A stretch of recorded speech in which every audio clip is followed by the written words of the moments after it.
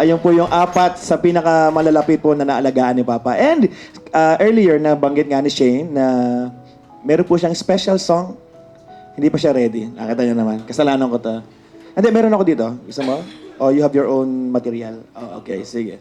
Alright, so napakinggan po natin yung mga bata na naalagaan ni Papa. Magandang gabi po sa lahat. I would like to acknowledge po yung mga bisita po natin who just came in. Ayan po. And before I proceed po, sa lahat po ng mga nandito ngayon, please make yourselves comfortable po. Kung may kinakailangan po kayo para mas maging komportable po ang inyong pag-stay at pakikisama kay Papa, andyan po, sabihin nyo na lang po, okay? Kay Tita Sining, ayan po. Kung may kailangan po kayo, water, coffee, also we have food for everybody. Ayan. So, please po, wag po kayong mahiya, okay?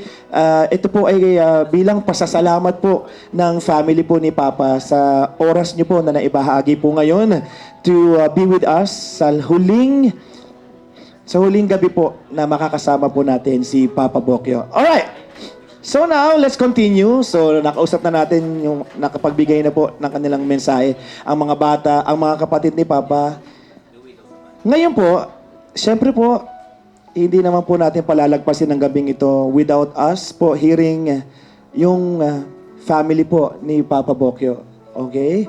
So, bago ko po tawagin ng nasa harapan, I would like to call on JM. Si JM. Para po magbigay po ng kanyang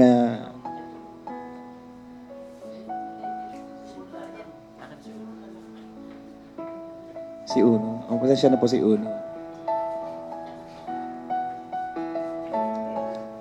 Para po magbigay po ng kaunting mensahe po para sa inyo. Ganda ng suot mo. Nagpapasalamat po ako kay Papa na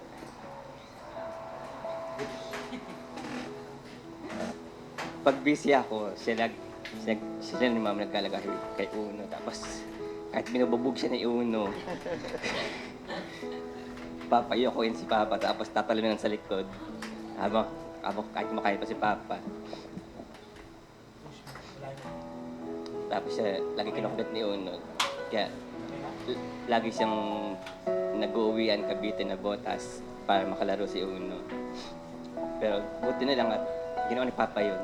Kasi para kahit sa huling ilang taon nakasama niya si Uno, nakalaro niya. Yan. Kapasalamat ako si Papa. Paano? Mahal ka namin ni Uno. Thank you so much. Alright, palakpak naman natin si JM. Hindi ko na-expect na magsasalita si JM. Alright, ako naman po. Sa 5 taong ko pong kakilala si Papa. So, ang memory, ilan po sa mga magagandang memories ko po kay Papa. When nagpakasyon po kami ni Jomet last 2019. At ipinakilala niya po ako sa family po. Ang isa po sa mga hindi ko po makakalimutan kay Papa, yung pagbaba po namin ng taxi, ang una niya pong ginawa ay buhatin po yung aming pong mga maleta ni Jomet. After ko po mag-bless sa kanya, ayaw niya kaming paggalawin, ayaw niya kaming pagbuhatin. So siya po, sa liit ng katawan, sa payat ng katawan ni Papa, siya agad ang una nagbuhat ng aming maleta ni Jomet. And then, isa rin po sa, hindi ko po makakalimutan kay Papa, and very appreciative po si Papa. Sa maliliit na bagay, lalo na po nitong nagkasakit na po siya. Siyempre naman po, sino po bang magiging prepared sa ganitong sitwasyon? Especially financially prepared po. So, nagtulong-tulong po kami. Sasama ko na po ang sarili ko. Nagtulong-tulong po kami, and for sure, yung ilan po sa inyo. Nagtulong-tulong po kami ni Jomet, ako, si Annie, si JM, si Mama, para po mailaban ang sitwasyon po ni Papa. And inilaban po ni Papa hindi po para sa kanyang sarili, kundi po sa mga taong nagmamahal sa kanya, most especially po yung family ni Papa. Inilaban niya po talaga. Though may mga pagkakataon, hindi lang po isa, hindi lang po dalawa, na talagang sinasabi niya po sa amin na sumusuko na siya. Literal po na sinasabi ni Papa na hindi ko na kaya, mga anak. Gusto ko man kayong makasama. Hindi na kaya ng katawan ko. Pero after ulit makagain ng lakas, tuloy ulit. Kakausapin ko palihim nang hindi alam ng family. Bubulungan ko, pa, hindi ko gusto yung huling sinabi mo. Sabi ko, gusto mo ba na nag-aalala kami? Laban, Papa. Tapos, lagi niyang nagme-message sa akin kapag may napaabot po kaming tulong ni Jomet. Salamat. Salamat sa naiabot mo. Salamat sa tulong mo. Na hindi niya alam na, syempre, tatay siya ni Jomet. And he's my second father. I consider him as my second father. So, ipinangako ko rin sa magkapatid na si Annie at si Jomet na kung hihiling man sa akin si Jomet ng anything na isasakripisyo ko for Papa, I'm very much willing to do that. And hindi po naging madali ang journey ni Papa po for the last 6 months. Hindi po naging madali kung paano namin pag-aabot-abutin ang mga dapat pag-abot-abutin every quincenas katapusan. Pero hindi po kami nagsisisi at wala pong regret on my part. Ako na lang po kasi sila mga anak. Wala pong regret on my part po na nagpaabot po ako sa abot hanggang sa dulo po ng kaya ko. Because wala po talaga akong maisip eh. Hindi porket wala na si Papa. Wala po talaga akong maisip na pangit na ugali eh. Wala po akong maisip na kahit katiting na, si Papa, masungit yan. Si Papa, ganito yan. Si Papa. Wala eh. Hanggang sa kaibut-ibuturan po ng aking pag-iisip, wala po akong masabi. Kaya naipangako ko po sa kay Jomet, kay Annie, kay Mama, at sa sarili ko po na sa abot po na aking makakaya, ay tutulong po ako. And gusto ko lang sabihin, Papa, maraming salamat dahil sa lahat ng nalaman kong mga pinagdaanan yung hirap, ay iyon ang naging motivation ng magkapatid. Ayun ang ginawa nilang inspiration para mapabuti, hindi lang ang buhay nilang dalawa, kundi ang buhay niyo pong mga magulang nila. Saksi po ako doon.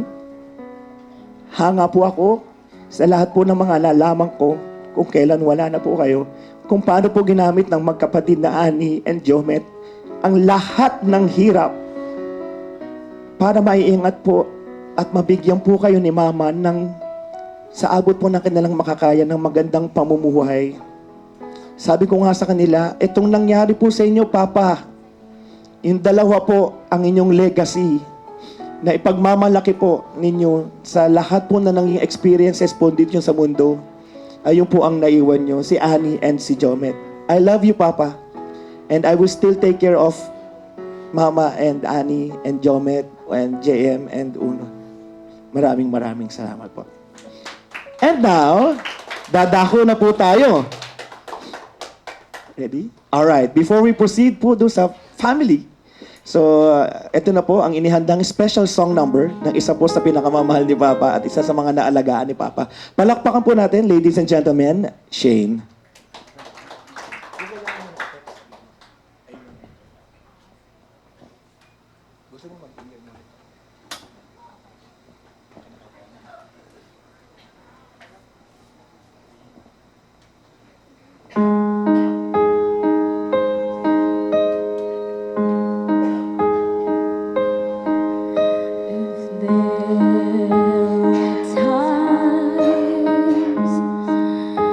Times you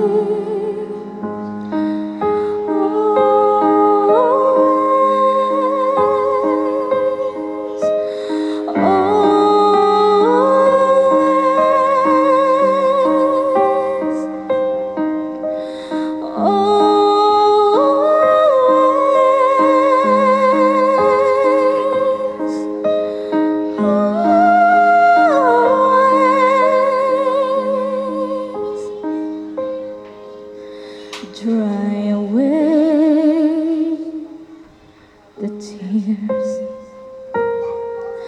Lay aside your fears. No more pain for my love. It is time now. Go to